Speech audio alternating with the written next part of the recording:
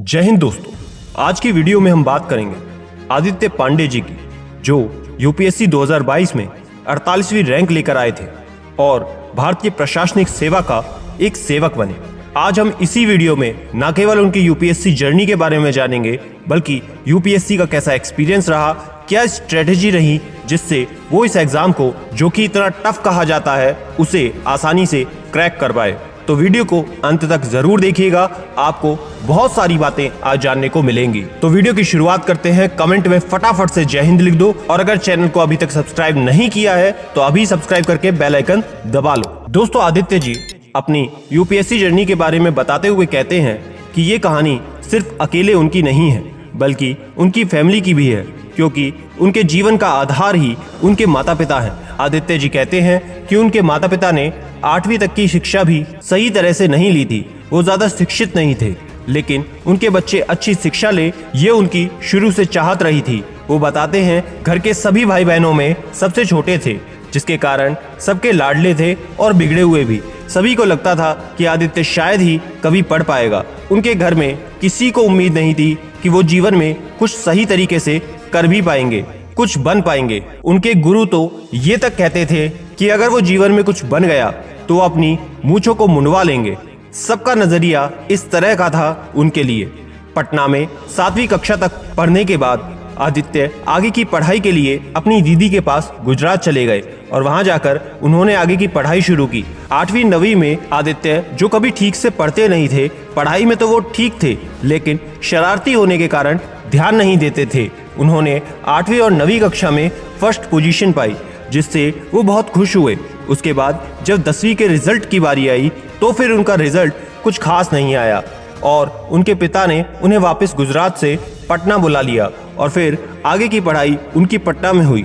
पिताजी के कहने पर उन्होंने आगे लवली प्रोफेशनल यूनिवर्सिटी पंजाब से इंजीनियरिंग में एडमिशन लिया। वो चाहते थे इंग्लिश ऑनर्स करना, लेकिन पिताजी की जिद के कारण उन्हें इंजीनियरिंग में एडमिशन लेना पड़ा।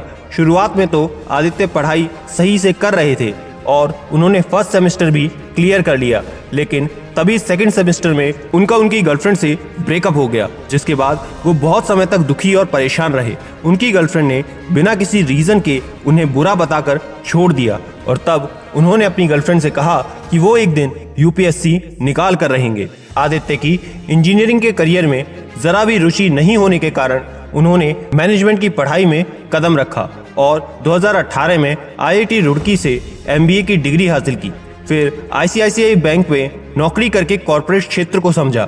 2019 में बैंक की नौकरी से इस्तीफा देने के बाद वो घर आ गए और फिर उन्होंने 1-1.5 साल बाद 2020 से यूपीएससी परीक्षा की तैयारी का मन बनाया और उन्होंने सबसे पहले 2020 यूपीएससी का फर्स्ट अटेम्प्ट दिया, लेकिन वो उसमें ठीक से पढ़ाई ना होने के कारण असफल हो जाते हैं। लेकिन उन्होंने हिम्मत नहीं हारी और 2021 में फिर से यूपीएससी अटेम्प्ट किया और पूरी तरह से पढ़ाई में वो लग गए थे, लेकिन इस बार भी उनके हाथ असफलता ही लगी और इस बार फिर से वो फेल हो गए।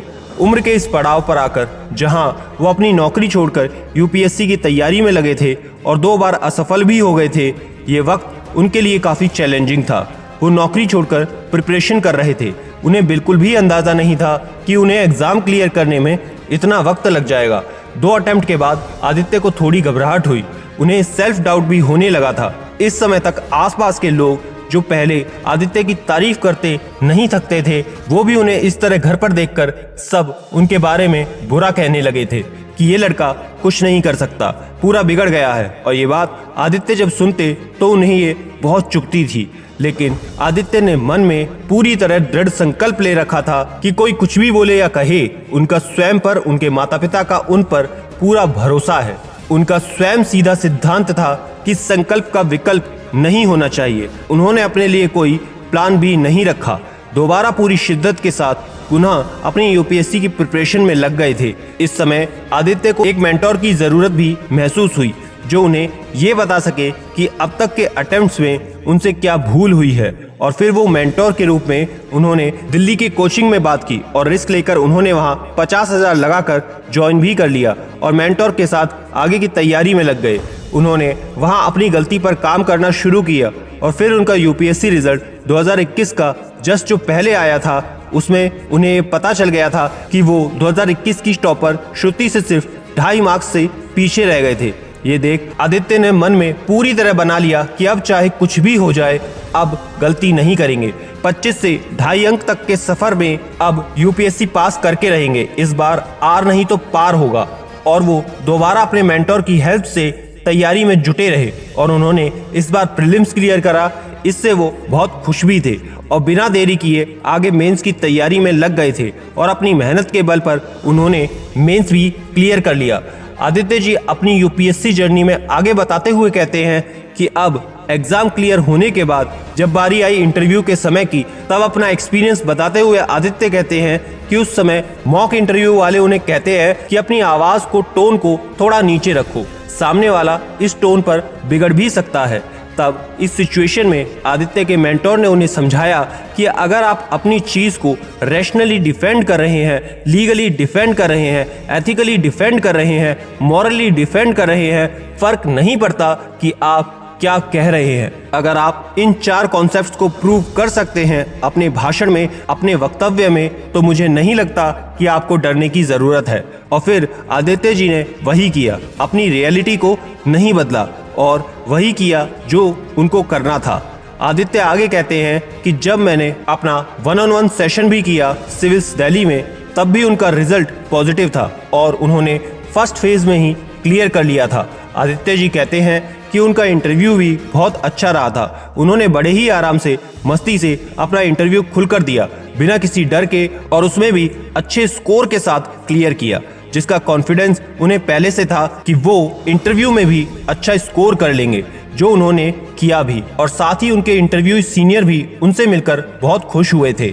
और इस तरह आदित्य जी ने 2 बार अटेम्प्ट्स में असफल होने के बाद भी बिना हिम्मत हारे अपने दृढ़ संकल्प के साथ तैयारी जारी रखी और 2022 में 48वीं रैंक के साथ यूपीएससी क्लियर कर दिया और सबको गलत साबित कर दिया। जो लोग कहते थे कि आदित्य कभी जीवन में कुछ नहीं कर पाएगा, वो आज उनकी सराहना करते नहीं थकते हैं। आदित्य जी कहते हैं कि कोई भी जीवन में जो चाहता है, उसका जो लक्ष्य होता है, उसे पा सकता है। सामने वाला चाहे आपको कितना भी नाकारा, निकम्मा क्यों ना समझे, उससे कोई मतलब नहीं है।